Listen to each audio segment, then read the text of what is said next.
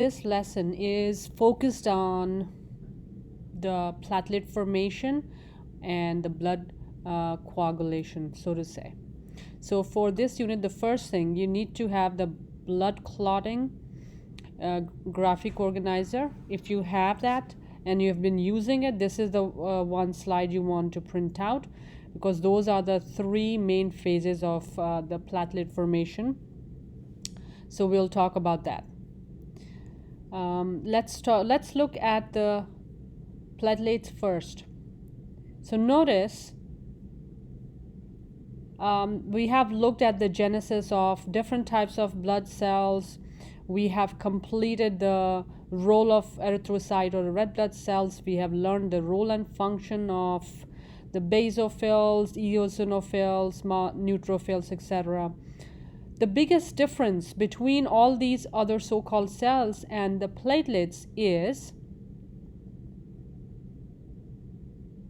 yes, they are not cells, they're fragments of cells.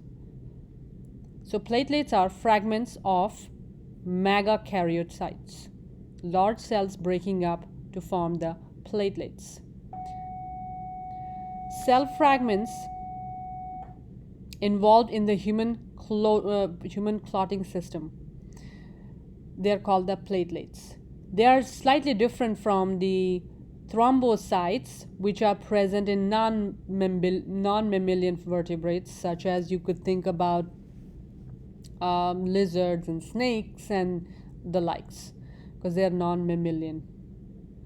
They circulate. So the platelets, the fact that they're not cells, they have a very short lifespan, 9 to 12 days, and they are periodically removed from the spleen. 2/3 are reserved for emergencies, so they're not even circulating. They are being stored in spleen and liver and other areas around the body, so they're not circulating readily in the blood.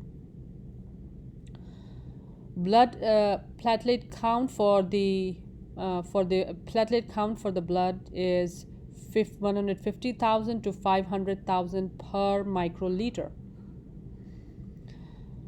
This is, and imagine now, compare this to 5 million, 3 to 5 million RBCs in microliters of blood. So thrombocytopenia is abnormally low platelet count.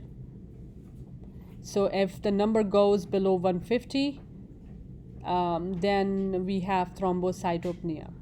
The opposite is also not a good condition.